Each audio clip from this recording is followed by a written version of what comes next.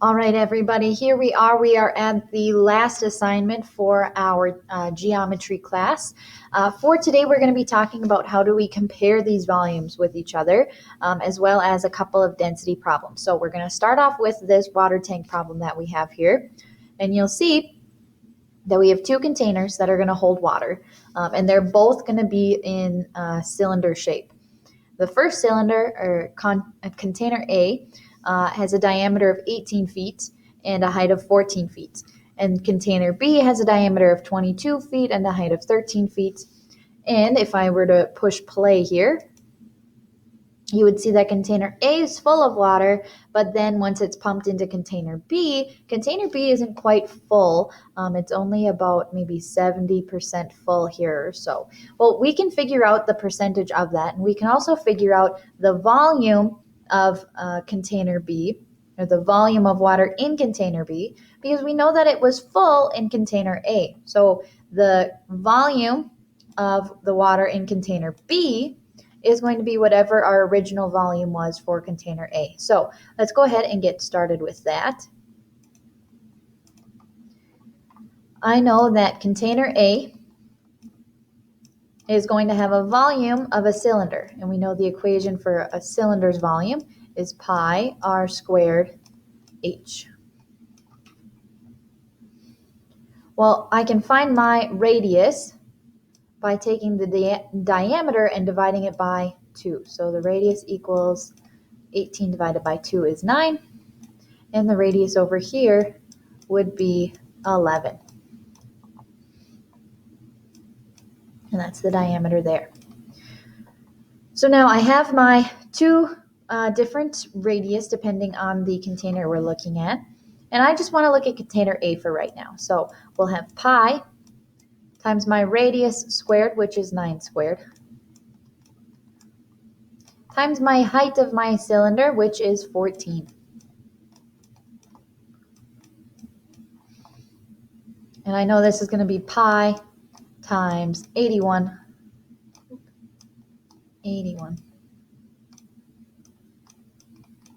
times 14.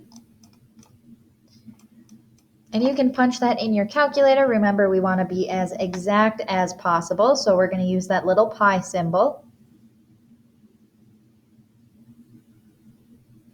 And I get that that would equal 3,562.566, blah, blah, blah. Well, I know that that 0.56 is going to round up to just a 0.6. And this would be in feet. I said it was feet for my units here. That would be feet cubed for volume.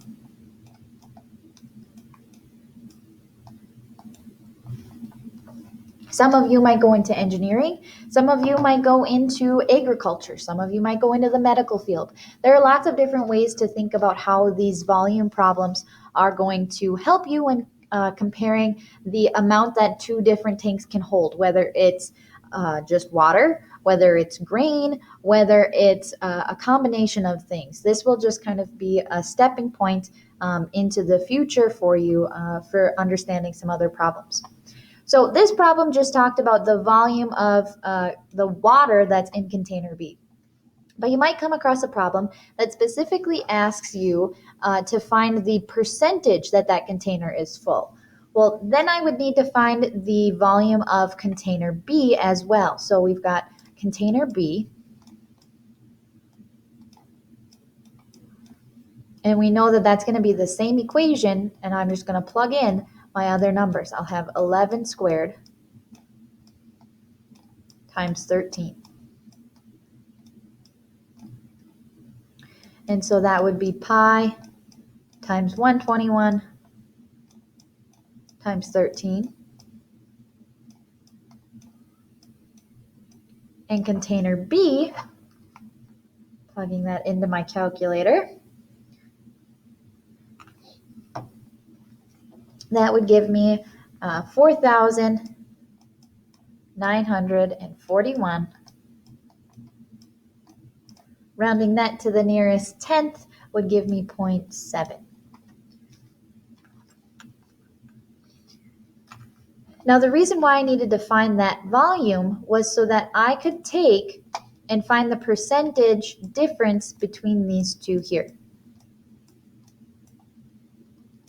So knowing that my full amount is the container for container B, but it's only filled as much as container A, that means that I would take my part over my whole. In other words, it would be 3,562.6 divided by 4,941.7.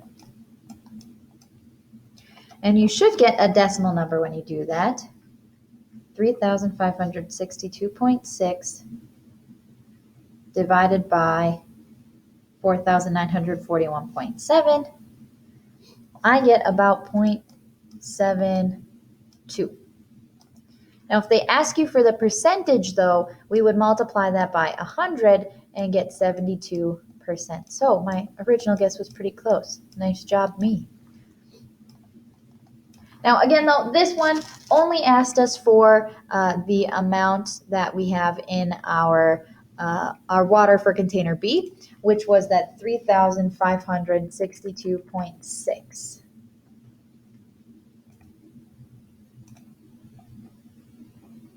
All right, and we got that one right. So let's go ahead and move on to the next type of problem we're going to look at. So the other type of problem we're going to be looking at today is density problems. And density is an equation that we haven't talked about, and I don't think it is on your sheet for today. But density is equal to mass over volume. Now remember, mass is how much something weighs, and that volume is going to be the total amount of something that it can hold. So for these problems, we have a hemispherical tank. So remember, that's our half circle, which has the equation of volume equals 2/3 pi r cubed.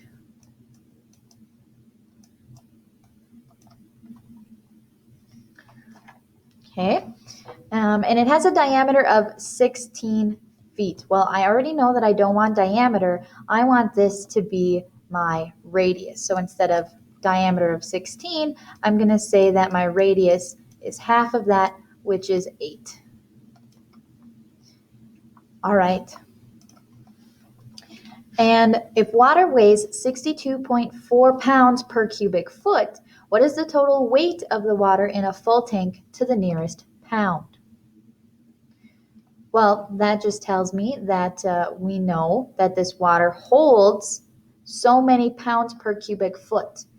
Density is pounds per cubic foot. So we know our density.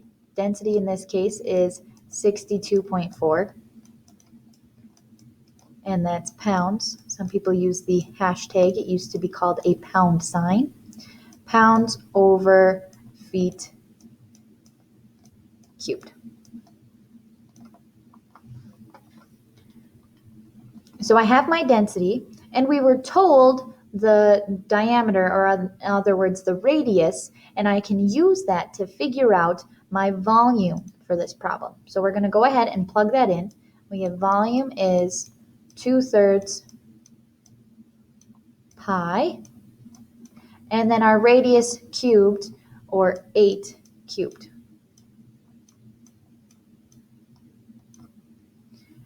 And we would get that our volume equals, putting that into our calculators, we would get 2/3 times pi times 8 cubed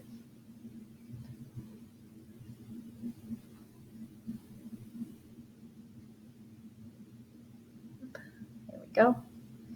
We get 1,072.33. 1,072.33. And I'm being a little bit more specific than they ask us to be, but that's okay because we want to get our answer as specific as possible. So we have density, we have volume. In other words, what I need to find now is this mass up here. I need to find my mass. So I'm going to go ahead and plug in for volume and density. I know that my volume, we said, was 1072.33, and that my density is 62.4.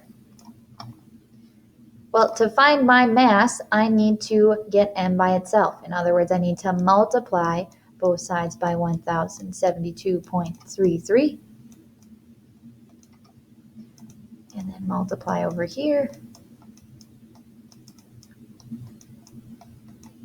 And we get that our mass equals 62 times 62.4 times that 1072. It's 66,913. And this one says that we want to be, what is the total weight of the water in a full tank to the nearest pound? So they want us to round to the nearest ones place. And if we get a decimal of 0.41, that means that this is not going to round up. So we would have our mass as 66,913. Let's see if we got that. And we did. Nice. Following those same steps all the way through there.